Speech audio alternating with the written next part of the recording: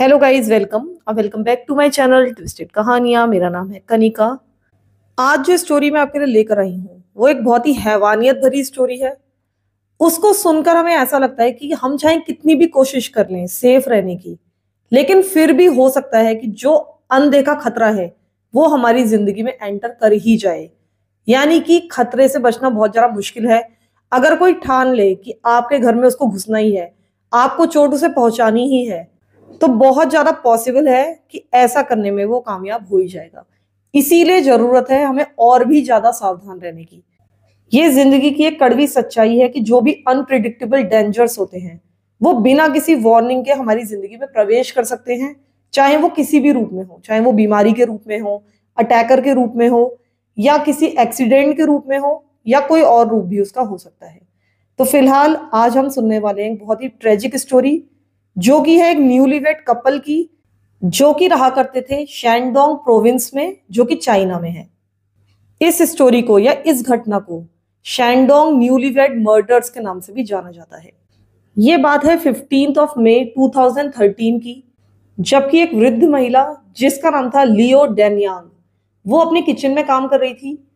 उसने अपने बेटे और अपने बहू, जिनका नाम था सुन गांग, उसके बेटे का नाम था सुन गांग और बहू का नाम था ली होंग, इन दोनों को अपने घर पर खाने के लिए इनवाइट किया था।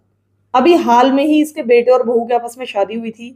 वो लोग एक दूसरे के लिए, हम कह सकते हैं कि एक परफेक्ट मैच थे। इन दोनों के बीच में बहुत ज्यादा प्यार था, बहुत ही ज्यादा बॉन्डिंग थी। उस दिन इसने डिसाइड किया था कि अपने बेटे बहू को अपने यहाँ खाने पर बुलाएगी। जब खाना वगैरह तैयार हो गया तब इसने अपने बेटे और बहू को फोन किया। पहले बेटे को फोन किया, जब उसने फोन नहीं उठाया तो अपनी बहू को भी फोन किया। लेकिन कई बार फोन करने के बाद भी इसने पाया कि वो लोग कॉल पिक नहीं कर रहे हैं। लियो ने इस बारे में बहुत ज्यादा नहीं सोचा। उसे लगा कि ठीक है, आ रहे होंगे, किसी काम में बिजी हो गए होंगे। उसने और ज्यादा वेट करने का डिसीजन लिया। लेकिन जब बहुत ज्यादा देर हो गई और इसके बार बार कॉल करने पर भी ये लोग अभी भी जवाब नहीं दे रहे थे, तब ये बहुत ज्यादा चिंतित होने लगी। इसको अनईजी फील होने लगा। इसने अपने बेटे और बहू दोनों को एक तरह से ब्रेकफास्ट पर इनवाइट किया था, लेकिन अब घड़ी 11 बजाने लगी थी और अब ये ब्रेकफास्ट का समय भी नहीं रह गया था। इसको लगने लगा कि शायद कुछ ना कुछ गड़बड़ है। इसको ये भी लगने लगा कि हो सकता है कि इनका फोन खराब हो गया हो और फेक रिंग जा रही हो। तब लियो ने डिसाइड किया कि वो खुद इन लोगों के घर जाएगी और देख कर आएगी कि आखिर वो लोग क्या कर रहे हैं। एक्चुअली इनका घर बहुत ज्यादा दूर भी नहीं था। लियो के घर से उसके बेटे सुन गांग का घर कुछ 100 मीटर की ही दूरी पर था। अब ये चलती हुई उस कपल के रेजिडेंस पर पहुंची। उसने ये नोटिस किया दूर से ही कि इन लोगों का जो दरवाजा है, जो मेन डोर है, वो थोड़ा सा खुला हुआ है।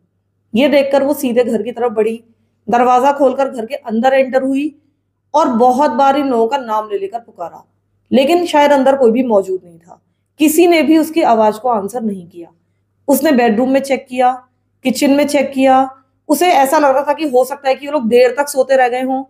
लेकिन सरप्राइजिंगली जो बेड था वो पूरी तरह से खाली था और ऐसा भी नहीं लग रहा था कि वहां पर रात को कोई सोया होगा।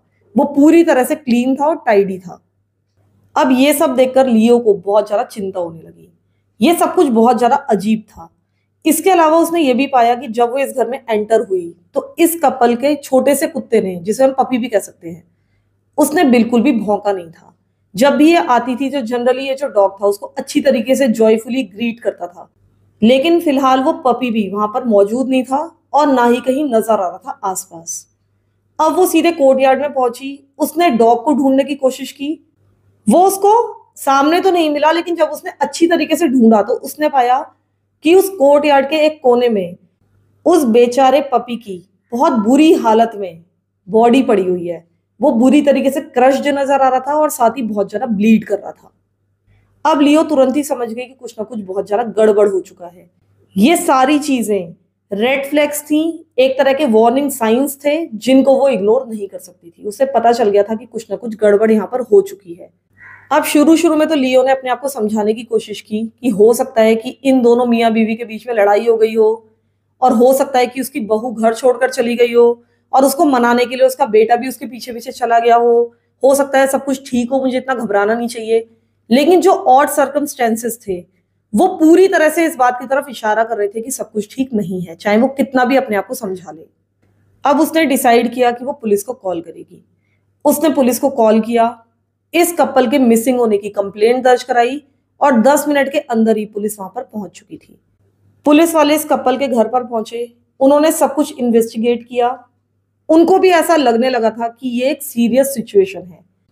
उन्होंने पाया था कि जो बेडरूम में बेड था उसकी चादर पर खून के धब्बे मौजूद थे। इसके अलावा जो मैट्रेस बिछा हुआ था उसके बैक साइड पर भी खून के धब्बे थे। ऐसा लग रहा था कि शायद उस मैट्रेस पर खून लग गया होगा, तब उसको पलट दिया गया होगा। हालांकि बहुत ज्यादा ब्लड नहीं था, बस ब्लड के धब्बे मौजूद थे और ये धब्बे पिलोस पर भी थे, घर के फर्श पर भी थे और कुछ और जगहों पर भी मौजूद थे। इसके अलावा पुलिस ने पाया कि घर की एक खिड़की के जो सेफ्टी बार्स हैं यानी कि सलाखें हैं, उनको तोड़ा गया है, उनको ट्विस्ट कर दिया गया है और वहां पर अच्छा खासा एक स्पेस बना दिया गया है जिससे कोई भी अंदर घुस सकता है। इसके अलावा इस कपल ने अपनी सेफ्टी के लिए वहां पर सिक्योरिटी कैमरास लगवाए हुए थे।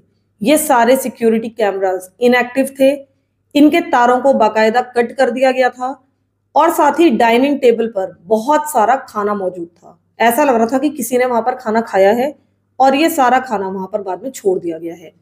ऐसा बिल्कुल नहीं लग रहा था कि इस खाने को उस कपल ने अपने लिए बनाया होगा, क्योंकि वो देखा जाए तो बहुत सारा खाना था और ऐसा लग रहा था कि जिसने भी यहाँ पर कुछ कांड किया है उसी ने आराम से यहाँ पर टाइम स्पेंड किया है। उनके पास टाइम की कमी नहीं थी, वो बिल्कुल आराम से यहाँ पर बैठकर खाना खा रहे थे और उन्होंने ही कुछ ना कुछ गड़बड़ की है।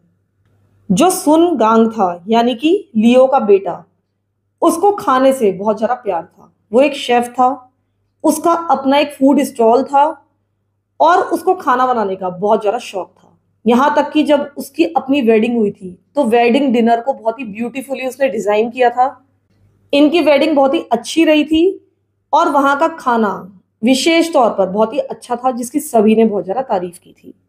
इसके अलावा ये जो कपल था, इनके बीच में आपस में बहुत ज्यादा प्यार था। साफ पता चलता था कि इनके बीच में अच्छी खासी बॉन्डिंग है। हालांकि इनके पास बहुत ज्यादा पैसा नहीं था। ये धीरे धीरे अपनी एक बहुत ही ब्यूटीफुल लाइफ बनाने की कोशिश कर रहे थे, उसके लिए बहुत ज्यादा मेहनत कर रहे थे। इन्होंने एक मॉडेस्ट सा होम बना लिया था। ये जो इनका घर था ये थोड़ा सा सुनसान जगह पर पड़ता था। इनके घर के चारों ओर राइस फील्ड्स थी यानी कि चावल के खेत थे। इसको हम कह सकते हैं कि थोड़ा सा रिमोट था, लेकिन ये लोग यहाँ के ब्यूटीफुल व्यू को बहुत ज्यादा इंजॉय करते थे। लेकिन फिर भी जब शाम हो जाती थी तो इनका घर बिल्कुल अकेला पड़ जाता था। इनको दूर दूर तक कोई भी इंसान नजर नहीं आता था। तब इन लोगों ने डिसाइड किया था कि ये अपने घर के चारों ओर टॉल फेंसेस बनवाएंगे, यानी कि अच्छी खासी चार दीवारी इन्होंने अपने घर के चारों ओर बना ली थी। इसके अलावा इन्होंने अपने घर में सीसीटीवी कैमरास भी लगाए हुए थे। इन्होंने खिड़कियों पर सलाखें लगाई हुई थी। उसके बावजूद भी ऐसा लग रहा था कि इनके घर पर अटैक हुआ था और कुछ ना कुछ गड़बड़ हो गई थी। अब पुलिस ने अच्छी तरीके से इन्वेस्टिगेशन करना शुरू कर दिया। इन लोगों ने पुलिस डॉग्स को भी यहाँ पर बुलाया। ये जो पुलिस डॉग्स थे ये पुलिस वालों को लीड करते हुए एक जंगली इलाके में लेकर गए, यानी कि इनके घर के पास ही एक जंगल जैसा इलाका था। वहां पर एक छोटी सी केव थी यानी कि गुफा थी। यहां पर ये कुत्ते आकर रुक गए। इनको ब्लड की स्मेल आ चुकी थी। अब जो पुलिस वाले थे इन्होंने भी इस केव को देखा और वो समझ गए कि इसके अंदर कुछ ना कुछ गड़बड़ हुआ है। साथ ही उन्होंने ये भी देखा कि इस गुफा के बाहर ब्लड स्टेन्स हैं, खून की बूंदें टपकी हुई हैं और ये जो ट्रेल है ये गुफा की तरफ ही जा रही है। अब पुलिस वालों ने अंदर झांका। इनको अंदर एक अजीब सा नजारा दिखा। उन्होंने देखा कि यहाँ पर कॉर्न स्टॉक्स पड़े हुए हैं, यानी कि भुट्टे जो होते सूखे हुए, जिसको वहां के लोग ईंधन के रूप में यूज करते, फ्यूल के रूप में, वो सूखे हुए कॉर्न स्टॉक्स वहां पर पड़े हुए हैं। और ऐसा लग रहा था कि उनको किसी चीज को छुपाने के लिए इतनी बड़ी मात्रा में वहां पर डाला गया है। अब पुलिस वालों ने उस स्टॉक को वहां से हटाया। तब उसके नीचे उन्हें एक आदमी और एक औरत की बॉडी वहां से बरामद हुई। उनकी लाशें वहां पर पड़ी हुई थी।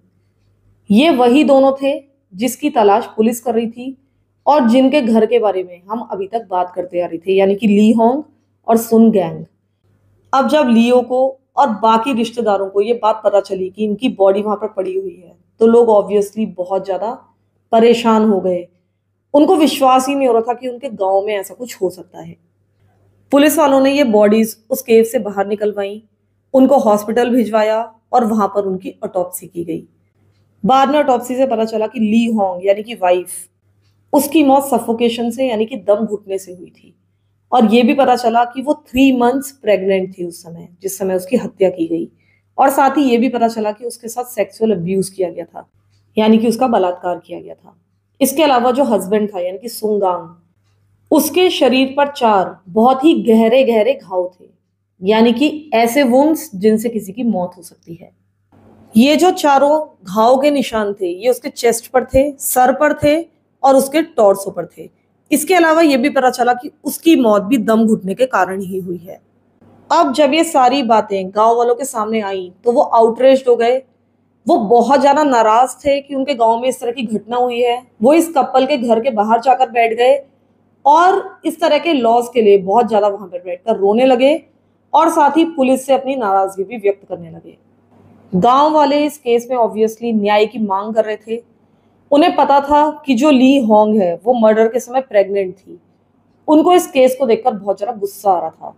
पुलिस ने भी इस केस को सॉल्व करने में अपनी पूरी जान लगा दी, अपने सारे एफर्ट्स लगा दिए और अगले कुछ दिनों तक पुलिस लगातार खोजबीन में लगी रही। अब इन लोगों को शायद कोई टिप मिली। इन लोगों ने पास की रिवर को सर्च करना शुरू कर दिया। ये लोग नदी में लगातार खोजबीन कर रहे थे और फाइनली इनको नदी में से 3 प्लास्टिक के बैग्स मिले जिनको नदी में से निकलवा लिया गया। बाद में इन बैग्स को जब खोलकर देखा गया तो ये पाया गया कि उसमें बहुत सारी खाली ड्रिंक बॉटल्स हैं, यानी कि शराब की बोतलें हैं। साथ ही और भी बहुत सारा सामान था। इन सामानों में इनको उस कपल का मैरिज लाइसेंस मिला। साथ ही इनको एक आदमी के ट्राउजर्स मिले।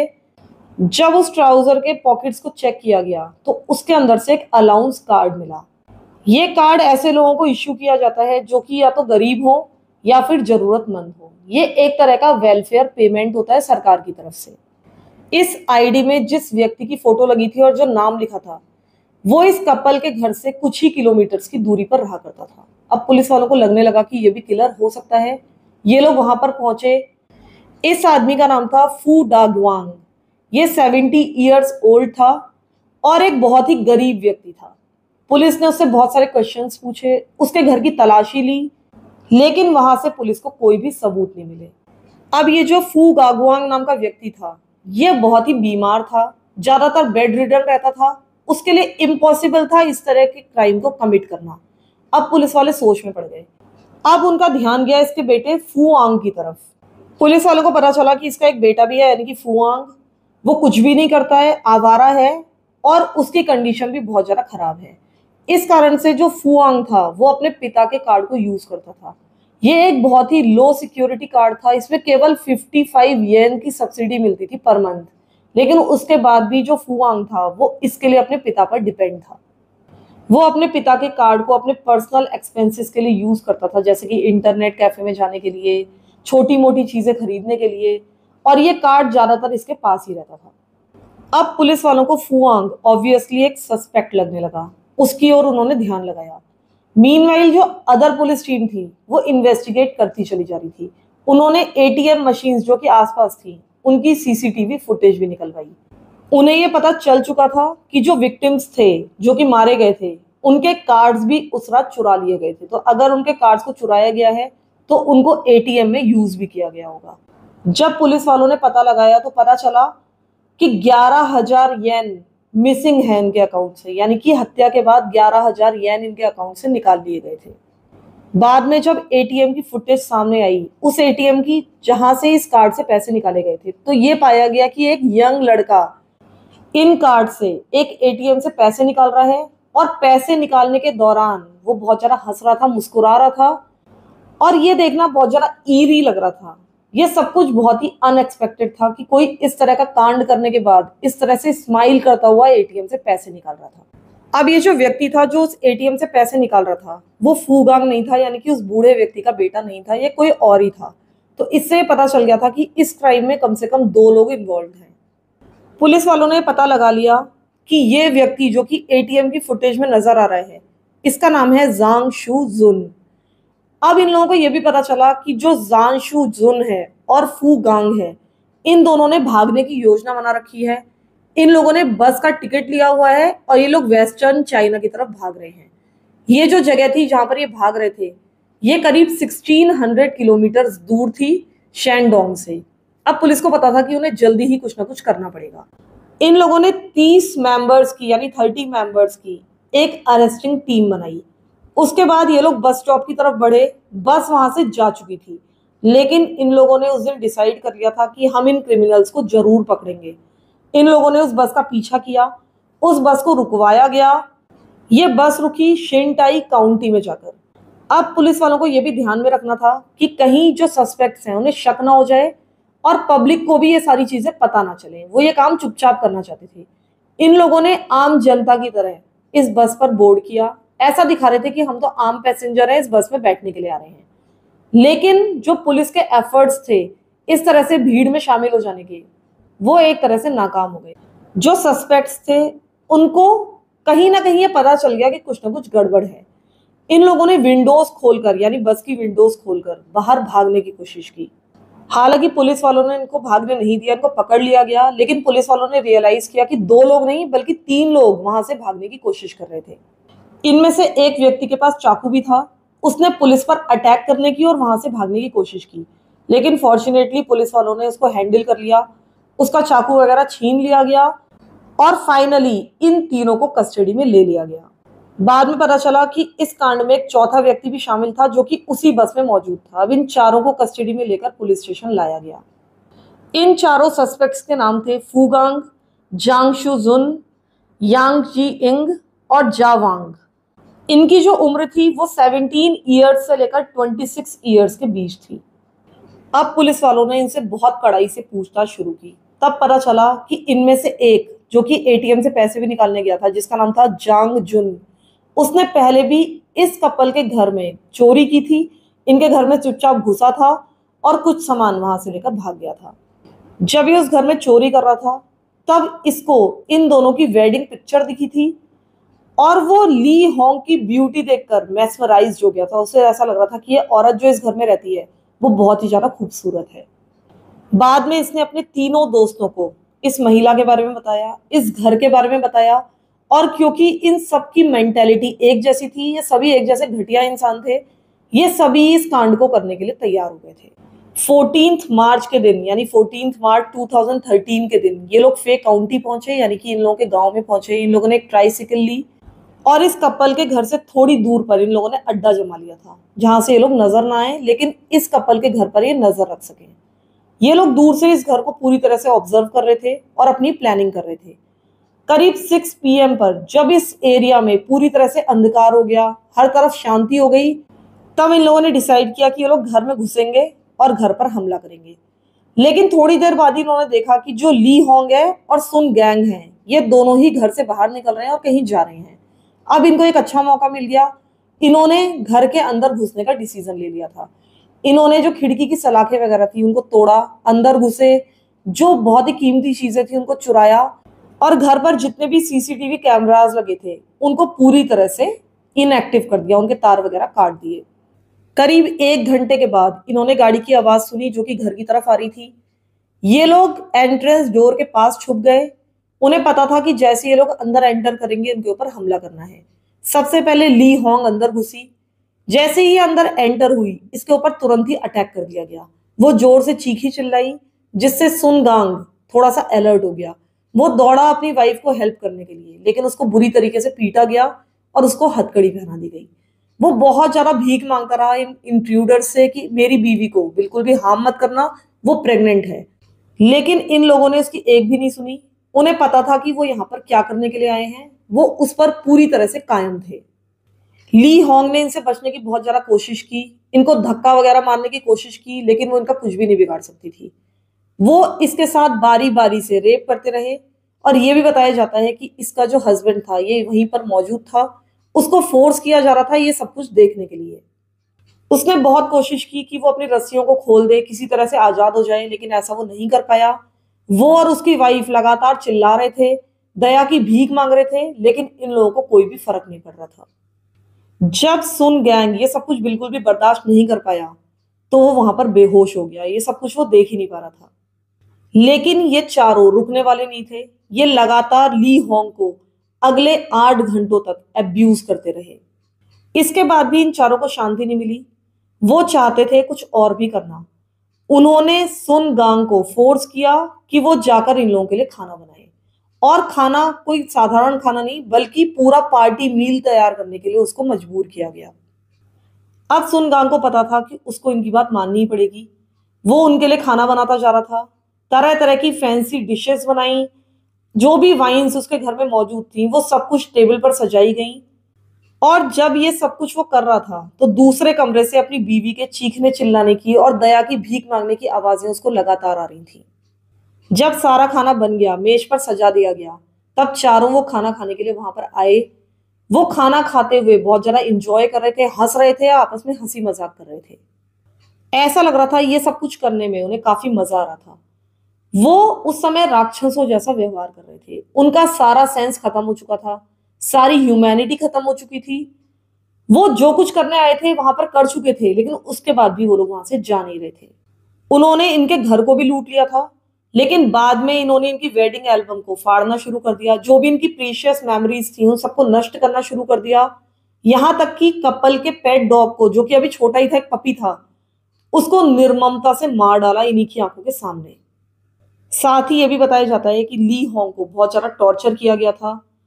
उसकी स्किन पर टूथपिक्स चुभाए जाने के निशान थे, उसको सिगरेट से जलाया गया था, और भी बहुत सारी तरीकों से उसको टॉर्चर किया गया था। यह सब कुछ सुबह 3 बजे तक चलता रहा।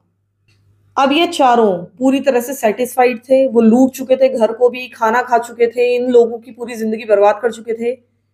इन लोगों ने ली होंग को उठाया और उस कमरे में फेंक दिया जहां पर उसका हस्बैंड बंधा हुआ था। इस बीच इन्होंने सुन गैंग को भी बहुत बुरी तरीके से पीटा था। अब ली होंग उस कमरे में आई, जब उसने सुन गैंग की हालत देखी तो वो बहुत ज्यादा रोने लगी, वो पूरा पैनिक करने लगी, क्योंकि उसके हस्बैंड को बहुत बुरी बुरी चोटें आई थी।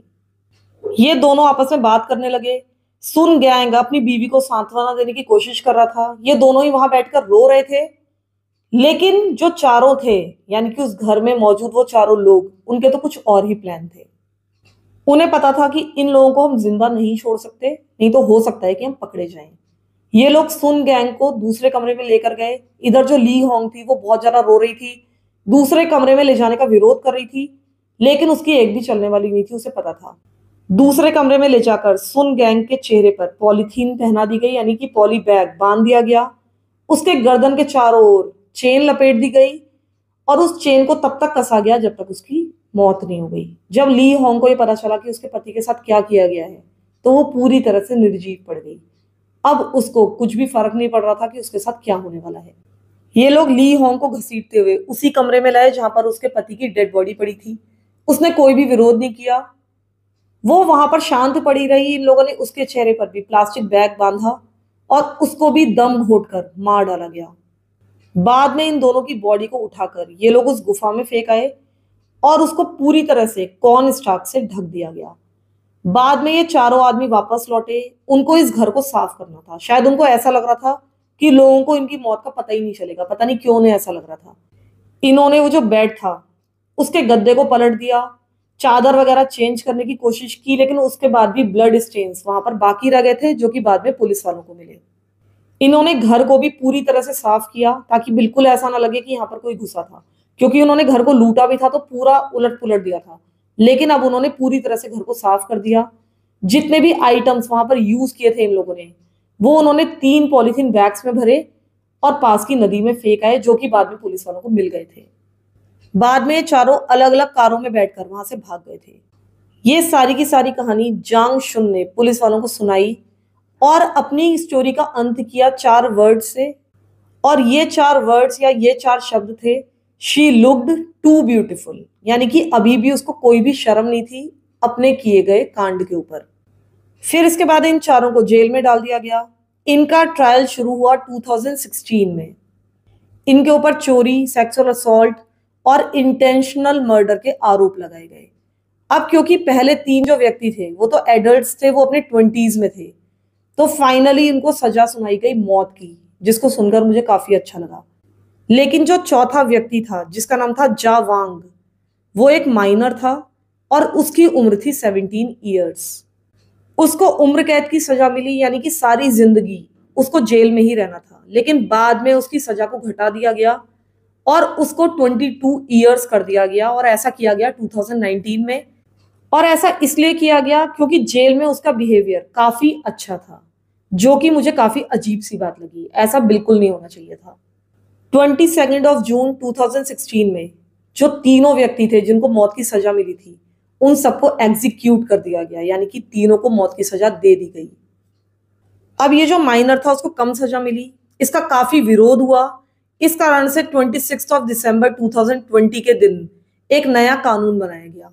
इस कानून के अकॉर्डिंग बच्चे जो क्राइम करते हैं, ऐसे बच्चे जिनकी उम्र 12 से 14 के बीच हो या फिर उससे ज्यादा हो, अगर वो कोई ऐसा क्राइम करते हैं जिससे किसी की मौत होती है, यानी कि किसी का मर्डर करते हैं, या ऐसी चोट पहुंचा देते हैं जिसके कारण बाद में उसकी मौत हो जाए, या किसी को बहुत सीरियस नुकसान पहुंचाते हैं और इनका इंटेंशन उसको नुकसान पहुंचाना ही हो, वो लोग दुष्टता के कारण ये क्राइम करें, तो उनको एडल्ट के रूप में ही प्रोसिक्यूट किया जाएगा, उनको बच्चा नहीं समझा जाएगा।